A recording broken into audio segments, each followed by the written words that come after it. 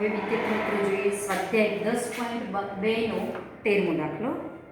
13મા દાખલા રકમમાં આપ્યું છે જે સદિશ બિંદુઓ, આ એ આપ્યું છે બિંદુ અને આ બી આપ્યું છે, આ બે સદિશ બિંદુ આપ્યા છે ને એ થી બી તરફની દિશામાં જોડતો હોય તે સદિશના દિક કોસાઇન શોધો. એ થી બી તરફ જોડતો સદિશ એટલે સદિશ એબી, એનો દિક કોસાઇન પૂછ્યું છે. કોઈ પણ સદિશનું દિક કોસાઇન એટલે સદિશ ભાગ્યા તેનું માન અને એના જે ઘટકો મળે એમાંથી આપણને દિક કોસાઇન મળે છે. પહેલા સદિશ AB શોધી કાઢીએ. B ના સ્થાન સદિશમાંથી A નું સ્થાન સદિશ બાદ કરો. -1 -1 -2 -2 -2 -4 1 -3 એટલે +3 એટલે 4 1 + 3 4 સદિશ AB આ મળશે. A થી B તરફના સદિશનું દિક કોસાઇન એટલે કે સદિશ AB નો દિક કોસાઇન, એટલે સદિશ AB નો આપણે દિક કોસાઇન શોધવા છે.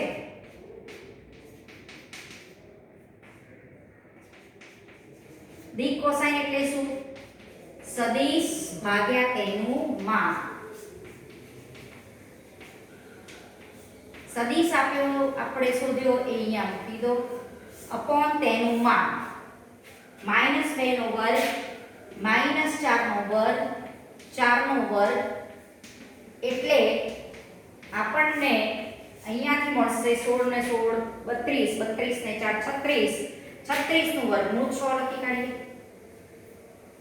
-2/6 એટલે -1/3 -4/6 એટલે -2/3 4/6 એટલે 2/3. આ જે મળ્યા છે એમાં આ જે x યામ છે આ સદિશનો એને કહેવાય છે x અક્ષ સાથેનો ખૂણો cos આલ્ફા. તો માટે cos આલ્ફા -1/3. આ કહેવાય છે y અક્ષ સાથેનો ખૂણો cos, એનું કોસાઇન મૂલ્ય -2/3 અને z અક્ષ સાથેનો ખૂણો ગેમા, એનું આ કોસાઇન મૂલ્ય બતાવે છે cos gamma = 2/3. હવે આ એના થયા દિક કોસાઇનો. દિક ખૂણા પૂછ્યા હોય તો આલ્ફા બરાબર cos ઇન્વર્સ -1/3, બીટા બરાબર cos ઇન્વર્સ -2/3 અને ગેમા બરાબર cos ઇન્વર્સ 2/3 એ રીતે લખવાનું રહે. આ એના દિક કોસાઇન. હવે 14મો છે સાબિત કરો કે એક સદિશ છે i કેપ j વત્તા j કેપ વત્તા k કેપ એટલે 1 1 કેવાય સદિશ. એક સદિશ છે i cap plus j cap plus k cap. હવે આ સદિશે અક્ષો OX, OY અને OZ સાથે સમાન માપનો ખૂણા બનાવે છે એવું સાબિત કરવું છે. હવે આ જે સદિશ છે એ 1 1 કહેવાય. ધારો કે આને હું એ સદિશ કહું, આને તમે શું લખી શકો? 1 1 ને 1. આને લખવું હોય તો આમ પણ લખાય. બરોબર. હવે એમ કહે છે કે આ સદિશ OX એટલે કે x અક્ષ સાથે, OY એટલે કે y અક્ષ સાથે અને OZ એટલે કે z અક્ષ સાથે સમાન માપના ખૂણા બનાવે છે. હવે આપણને ખબર છે કે આખરીમાં કોઈ સદિશ હોય તો એના x અક્ષ સાથેના ખૂણાને આપણે આલ્ફા કહીએ છીએ, y અક્ષ સાથેના ખૂણાને આપણે બીટા કહીએ છીએ અને z અક્ષ સાથેના ખૂણાને ગેમા કહીએ છીએ. આમાંથી આપણે cos આલ્ફા, cos બીટા અને cos ગેમા શોધી કાઢીએ. જો આ બધા cos આલ્ફા, cos બીટા અને cos ગેમા સરખા હોય તો આલ્ફા, બીટા અને ગેમા ત્રણેય સરખા કહેવાય. એટલે એને OX, OY અને OZ અક્ષ સાથે બનાવેલા ખૂણા પણ સરખા કહેવાય. એટલે વાસ્તવમાં એને પ્રશ્ન પૂછવો હતો કે આ સદિશના દિક કોસાઇન શોધો, દરેક કોસાઇનના મૂલ્યો સરખા થશે. તો આ જે સદિશ છે x અક્ષ, y અક્ષ અને z અક્ષ સાથે સમાન માપના ખૂણા બનાવે છે તેમ કહેવાય. હવે આ શું બતાવે છે? આના માટે જોઈએ. ધારો કે આ સદિશ એ છે ભાગ્યા તેનું માન શોધો. કોઈ પણ સદિશ ભાગ્યા તેનું માન કરો, એના ઘટકો આ જે ઘટક છે એ આ સદિશ છે સદિશ AB એ x અક્ષ સાથે જે ખૂણો બનાવ્યો એનું કોસાઇન મૂલ્ય બતાવે છે, એનું કોસાઇન મૂલ્ય બતાવે છે. હવે આને આમ વિચારવાનું. ધારો કે કોઈ એક સદિશ 1 1 છે. આ મગજમાં આવી કલ્પના થવી જોઈએ. આ x અક્ષ, y અક્ષ અને z અક્ષ. હવે x અક્ષ સાથે આ એટલે કે OX એટલે કે x અક્ષ સાથે જે ખૂણો બનાવે તે જ આ સદિશ y અક્ષ સાથે બનાવે છે, તે જ ખૂણો આ સદિશ z અક્ષ સાથે બનાવે છે. એ આવું આપણે સમાન બનાવે છે ખૂણા એવું સાબિત કરવું છે. એટલે વાસ્તવમાં x અક્ષ સાથેના ખૂણાને જો આલ્ફા કહું, આની સાથેના ખૂણાને બીટા કહું અને z અક્ષ સાથેના ખૂણાને ગેમા કહું તો મારે આલ્ફા = બીટા = ગેમા બતાવવું પડે. તો હવે આ સદિશનું x અક્ષ સાથેના ખૂણા આલ્ફાનું મૂલ્ય જો શોધવું હોય તો આપણને ખબર છે કોઈ સદિશ જો a બરાબર અહીંયા abc હોય તો એને a/मान a શોધો એટલે abc upon રૂટમાં a² + b² + c² એનો મતલબ કે a upon રૂટમાં a² + b² + c² અને b upon રૂટમાં a² + b² + c² અને c upon રૂટમાં a² + b² + c². આ એમાં cos આલ્ફા આ cos બીટા. આ જો આને હું abc તરીકે વિચારું તો એનો મતલબ કે આ જે એક બિંદુ છે x અક્ષને આ 1 અંતરે કાપે છે, y અક્ષને 1 અંતરે કાપે છે, z અક્ષને 1 અંતરે કાપે છે. બરોબર? તો અહીંયા આ આપણો cos આલ્ફા આ cos બીટા ને cos ગેમા કહેવાશે. OX એટલે કે x અક્ષ સાથેનો ખૂણો p બિંદુનો OX સાથે બિંદુ p માટે cos આલ્ફા બરાબર a/√માં a² + b² + c².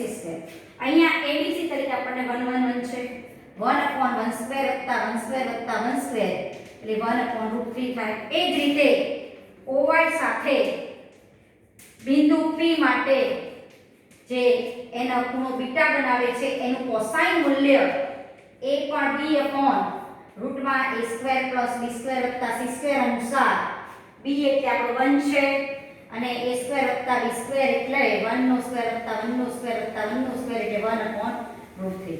આ રીતે લખી દેવાનું કે OZ સાથે બિંદુ P માટે cos gamma = c/√માં a² + b² + c².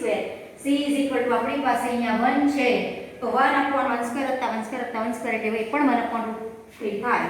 એટલે આલ્ફા બરાબર cos 1/√3, બીટા = cos 1/√3 અને ગેમા પણ cos 1/√3. માટે આ જે સદિશ છે એ OX, OY અને OZ ત્રણેય અક્ષો સાથે સમાન માપના ખૂણા બનાવે છે એમ સાબિત થાય. આ રીતે લખી દેવાનું નીચે OZ સાથે બિંદુ P માટે cos gamma બરાબર પણ 1/√3 થાય છે. હવે છે આપણે દાખલા નંબર 15. OX એટલે કે x અક્ષ સાથે કોઈ પણ સદિશનો x અક્ષ સાથેના ખૂણાને આપણે આલ્ફા કહીએ છીએ, y અક્ષ સાથેના ખૂણાને બીટા કહીએ છીએ. એના જો કોસાઇન મૂલ્ય સરખા હોય તો ખૂણા પણ સરખા હોય. હવે 15મો છે એક બિંદુ R છે. એ R બિંદુઓ P અને Q ને જોડતા રેખાખંડનું 2:1 ગુણોત્તરમાં એક વખતે પૂછ્યું છે અંતઃવિભાજન કરે, બીજી વખત પૂછ્યું છે બહિર્વિભાજન કરે છે. P અને Q ના સ્થાન સદિશ પણ આપી દીધા છે. પૂછ્યું છે બિંદુ R નો સ્થાન સદિશ શોધો. હવે 15મા દાખલામાં P બિંદુનો સ્થાન સદિશ આપ્યો છે આપણને. P બિંદુનો સ્થાન સદિશ આપ્યો છે. આનો સ્થાન સદિશ ધારો કે આપણે અહીંયા સદિશ તરીકે લખીએ i + 2j - k. P બિંદુનો સ્થાન સદિશ ધારો કે હું એને સદિશ A કહું. Q બિંદુના સ્થાન સદિશ આપણે P સદિશ કહીએ અને એ આપ્યું છે -i + j + k. આવું આપ્યું છે. બરોબર? હવે આ બંને બિંદુને જોડતો રેખાખંડ આને બિંદુ ઘટક તરીકે લખવું એમ તો 1 2 -1 લખાય. આને -1 1 -1 1 1. હવે આ બિંદુ છે રેખાખંડ PQ નું 2:1 ગુણોત્તરમાં અંતઃવિભાજન કરે. આપણને ખબર છે કોઈ બિંદુ જો રેખાખંડનું અંતઃવિભાજન કરે તો એ ગુણોત્તર ધન લેવાય અને બહિર્વિભાજન કરે તો ગુણોત્તર ઋણ લેવાય. એ તો આપણે 11મા રેખા ચેપ્ટરમાં પણ શીખ્યા છીએ અને આ વસ્તુ ત્યાં પણ આપણે કરી હતી. એ જ વસ્તુ સદિશમાં ઉપયોગમાં લેવાની. ત્યાં શું કરતા હતા એ જ વસ્તુ ફરીથી અહીંયા સમજી લો. ધારો કે P અને Q બિંદુ છે એને જોડતો રેખાખંડ અહીંયા આપણે ત્યાં R2 માં વાત કરતા હતા. ત્યાં A અને B લેતા હતા. અહીંયા x1 y1 x2 y2 એની જગ્યાએ અહીંયા x1 y1 z1 વિચારો x2 y2 z2 એટલે આ B સદિશ બરાબર આ છે અને અહીંયા A સદિશ બરાબર કહેવાય 1 2 -1 અથવા તો i k + 2j k પણ કહેવાય. આમ વિચારો 1 2 -1 છે -1 1 છે. કોઈ આ બિંદુ રેખાખંડ PQ નું ધારો કે 2:1 ગુણોત્તરમાં વિભાજન કરે છે. તો આ બિંદુના આયામ આપણે શોધવા હોય તો શું કરતા હતા ત્યાં lambda x2 + x1 upon lambda + 1 lambda y2 + y1 upon lambda + 1 એ જ વસ્તુ છે આ lambda z2 + z1 upon lambda + 1 આ રીતે કામ કરતા હતા. બરોબર. હવે એની જગ્યાએ આને હું સદિશ a સદિશ કહું અને p સદિશ કહું તો આ જ વસ્તુને હું શું લખી શકું આમ આ a સદિશ છે આનો સ્થાન સદિશ b સદિશ છે તો r નો સ્થાન સદિશ તમે લખી શકો લેમ્બડા b સદિશ વત્તા a સદિશ upon લેમ્બડા + 1 upon લેમ્બડા + 1 જ્યાં લેમ્બડા ગુણોત્તર બરાબર 2:1 બનશે. અંતર વિભાજન કરે તો ગુણોત્તર ધન લેવાનો, બહિર વિભાજન કરે તો ગુણોત્તર ઋણ લેવાનો. એ જ વસ્તુ છે આને એક્સપાન્શન આપો એટલે આ જ મળશે. એની એ જ વસ્તુ છે એટલે યાદ રાખવામાં કોઈ ભૂલ કરશો નહીં. આ રીતે જ યાદ રાખવાનું છે. હવે એ વસ્તુને આપણે લખી દઈએ. આગળ આપણે આ સમજવાની રીત આ છે. હવે R એ રેખાખંડ PQ નું 2:1 ગુણોત્તરમાં એટલે કે લેમ્બડા લઈએ છીએ અથવા m/n પણ લઈ શકો ગુણોત્તરમાં અંતર વિભાજન કરે છે. અંતર વિભાજન કરે છે એટલે મેં ગુણોત્તર ધન લીધો માટે બિંદુ જે R છે એનો સ્થાન સદિશ બનશે લેમ્બડા b સદિશ પ્લસ a સદિશ upon લેમ્બડા + 1. ભાઈ લેમ્બડા ઇઝ ઇક્વલ ટુ હું મૂકી દઉં અહીંયા 2:1 એટલે 2 જ કહેવાય. બરોબર 2:1 b સદિશ આપણી પાસે છે r સદિશ -1 1 તમે -ik + jk + kk પણ લખી શકો આને. a સદિશ છે 1 2 અને -1 upon લેમ્બડા એટલે 2:1 એટલે 2 + 1. હવે આનો સરવાળો કરો -2 2 2 પ્લસ 1 2 -1 upon 2 + 1 3 -2 + 1 એટલે -1 2 + 2 એટલે 4 1 - 2 - 1 એટલે 1 upon 3 તો -1/3 આને આમ લખાય -1/3 4/3 અને 1/3 સદિશ સ્વરૂપે આપેલું i કેપ j કેપ ને k કેપ સ્વરૂપમાં છે તો આને પણ આપણે એ રીતે લખી દઈએ. આ એનું બનશે સ્થાન સદિશ જો r એ રેખાખંડ PQ નું 2:1 ગુણોત્તરમાં અંતઃ વિભાજન કરે તો r નું સ્થાન સદિશ આવું બનશે. હવે બીજું પૂછ્યું છે r એ રેખાખંડ PQ નું 2:1 ગુણોત્તરમાં બહિર વિભાજન પણ કરે છે તો એ વખતે 2:1 કેવા લેવાના ઋણ લેવાના. બહિર વિભાજન કરે છે એટલે ગુણોત્તર ઋણ હોય. r એ રેખાખંડ PQ નું લેમ્બડા ઇઝ ઇક્વલ ટુ -2:1 ગુણોત્તરમાં જો બહિર લખવું હોય તો -2:1 ન લખાય અને ખાલી એટલું લખવું -2:1 લખે એટલે હમ સમજી જવાનું કે બહિર વિભાજન કરે છે ગુણોત્તર ઋણ હોય તો. r એ રેખાખંડ PQ ને લેમ્બડા ઇઝ ઇક્વલ ટુ -2:1 ગુણોત્તરમાં એટલે કે બહિર વિભાજન કરે છે માટે r નું સ્થાન સદિશ બરાબર અહીંયા આપણે મૂકી શકીશું લેમ્બડા b સદિશ પ્લસ કારણ કે q બિંદુને સાપેક્ષ જે સ્થાન સદિશ છે b સદિશ લીધો છે આપણે પ્લસ a સદિશ upon lambda + 1 lambda is equal to -2:1 એટલે -2 લખાય. b સદિશ આપ્યો છે -1 1 1 આ લોકો કે આ લોકો બધું ચાલે આના બરાબર જ કહેવાય પ્લસ a સદિશ બરાબર આપણી પાસે આ છે upon lambda + 1 lambda is equal to -2:1 એટલે -2 અહીંયા ગુણાકાર કરો એટલે આપણને આના ઉપરથી r નો સ્થાન સદિશ મળી જાય 2 + 1 3 -2 +2 એટલે 0 -2 + 1 એટલે -3 upon -1 3 upon -1 એટલે -3 0 upon -1 એટલે 0 -3 upon -1 એટલે +3. હવે આને મારે લખવું હોય તો હું શું લખી શકું -3 i કેપ + 0 j કેપ લખવાની જરૂર નથી +3 k કેપ એટલે r બિંદુનો સ્થાન સદિશ આપણે આવો મેળવી શકીએ. હવે 16મા દાખલામાં પણ એ જ મેથડ છે કે જે 11માં મધ્ય બિંદુના આયામ શોધવાનું શીખ્યા હતા એવી જ રીતે આ વસ્તુ અહીંયા સદિશ માટે છે એનું સ્થાન સદિશ છે ત્યાં બિંદુ હતું 16મા દાખલામાં છે P અને Q ના આયામ આપ્યા છે એટલે P બિંદુનું સ્થાન સદિશ કહેવાય. P જે સ્થાને છે એ દર્શાવતો સદિશ આ છે Q, એના આયામ આપ્યા છે એટલે Q બિંદુનું સ્થાન સદિશ આપ્યો છે. આ બંને બિંદુને જોડતા રેખાખંડના મધ્ય બિંદુનું સ્થાન સદિશ શોધો. એટલે ધારો કે આમ વિચારો કે આ રેખાખંડ PQ છે, આને હું A સદિશ તરીકે લઉં, આ B સદિશ કહું, આનો મતલબ કે PA સદિશ બરાબર અહીંયા QB સદિશ લઉં. હવે મધ્ય બિંદુ એટલે આપણને ખબર છે કે આ મધ્ય બિંદુના x યામનો સરવાળો બાય 2, બંનેના y યામનો સરવાળો બાય 2 અને બંનેના z યામનો સરવાળો બાય 2 કરો એટલે મધ્ય બિંદુના આયામ મળે. ગમે તે બિંદુ છે, ધારો કે મધ્ય બિંદુ R છે તો એના આયામ શું થાય? A સદિશ પ્લસ B સદિશ બાય 2. બરોબર?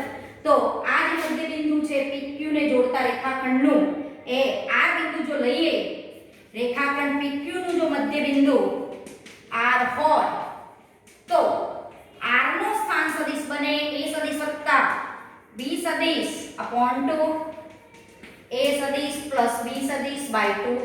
હવે A સદિશ વત્તા B સદિશ આનો સરવાળો કરો.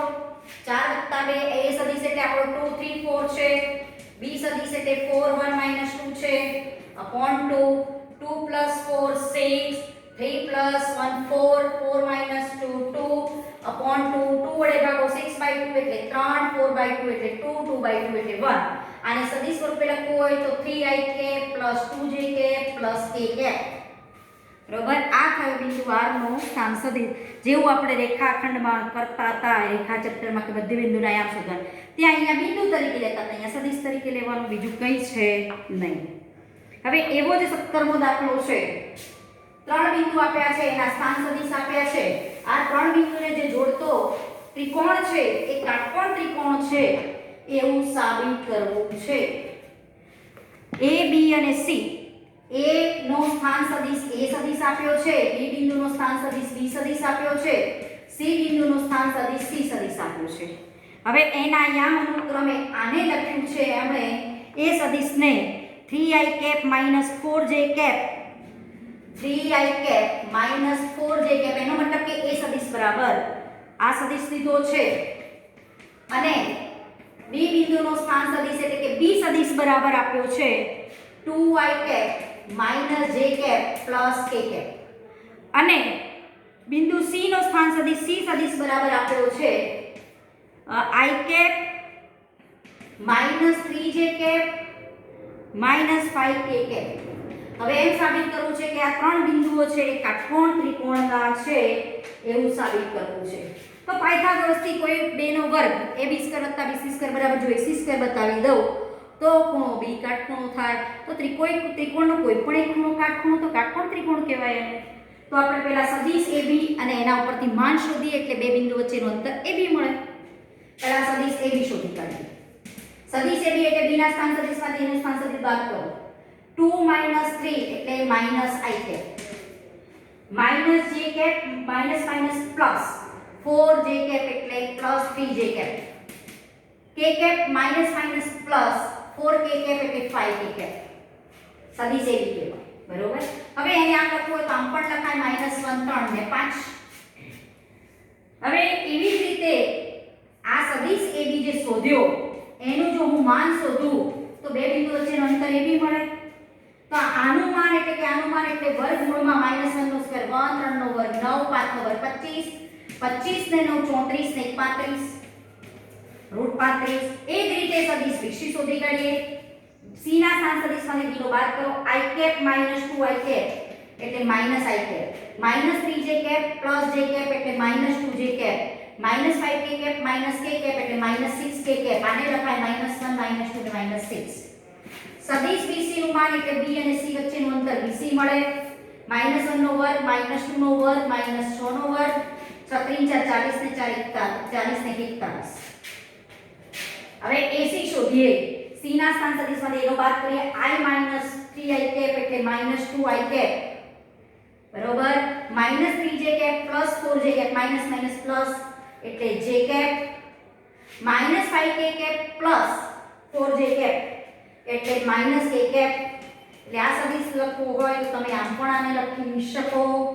સદિશ AC નું માન એટલે બે બિંદુ વચ્ચેનું અંતર AC મળે -2 નો વર્ગ 1 નો વર્ગ ને 1 નો વર્ગ 4 ને 5 ને 6 તો હવે અહીંયા જો આ √35 મળ્યો આ √6 મળ્યો AB અને આ AC તો AB સ્ક્વેર વત્તા AC સ્ક્વેર કરો એટલે BC સ્ક્વેર થઈ જાય છે AB સ્ક્વેર તો અહીંયા જોઈ લો કોનો વર્ગ કયા બેનો વર્ગ બીજાનો વર્ગ બરાબર થાય છે તો BC નો વર્ગ બરાબર BC નો વર્ગ એટલે 41 થશે AB નો વર્ગ એટલે √35 નો વર્ગ એટલે 35 થશે અને AC નો વર્ગ √6 નો વર્ગ એટલે 6 થશે 35 6 41 એટલે AB સ્ક્વેર વત્તા AC સ્ક્વેર BAC લખવું પડે AB સ્ક્વેર વત્તા AC સ્ક્વેર બરાબર BC સ્ક્વેર તો અહીંયા ખૂણો A કાટખૂણો થયો પાયથાગોરસ અનુસાર માટે અહીંયા ખૂણો A બરાબર π/2 થાય માટે આ જે ત્રણ શિરોબિંદુઓ છે ABC એના દ્વારા જે બનતો ત્રિકોણ છે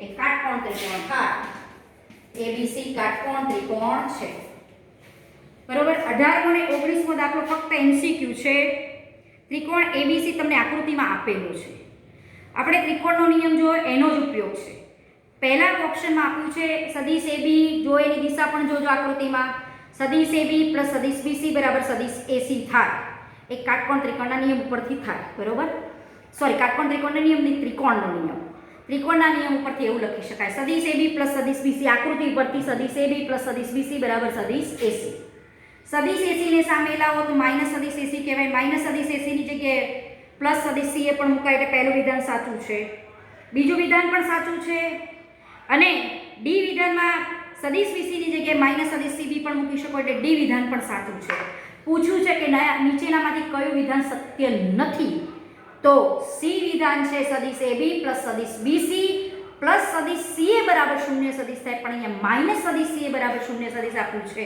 એટલે સી ઓપ્શન સાચો નથી પછી જોઈએ 19 MCQ A અને B બે સમરેખ સદિશો છે તો નીચેના પૈકી કયા વિધાનો અસત્ય છે હવે કોઈ પણ બે સદિશો જો સમરેખ હોય તો બંને સદિશોના ઘટકોના ગુણોત્તર સમાન હોય આપણે આગળ વાત કરેલી જ કારણ કે જો સદિશ A સદિશ કોઈ પણ સદિશ છે ધારો કે A1 A2 A3 કોઈ પણ ઘટકો છે સદિશ B સદિશના ઘટકો ધારો કે B1 B2 B3 લઉં તો આમના ઘટકો જેનો ગુણોત્તર જો સમાન હોય તો આવા સદિશો સમરેખ કહેવાય અને બીજી વાત કહીએ કે કોઈ સદિશના આ સદિશના ઘટકોને કોઈ ચોક્કસ સંખ્યા વડે ગુણવાથી જો B સદિશ મળે તો પણ બે સદિશો સમરેખ કહેવાય બે સદિશોની દિશા સમાન અથવા વિરુદ્ધ હોય તો પણ એ સમરેખ કહેવાય પહેલા ઓપ્શનમાં એને શું લખ્યું છે કોઈ લેમ્બડા માટે B સદિશ બરાબર લેમ્બડા A સદિશ એટલે કોઈ સંખ્યા લેમ્બડા વડે ગુણવાથી A સદિશને ગુણવાથી જો B સદિશ મળતો હોય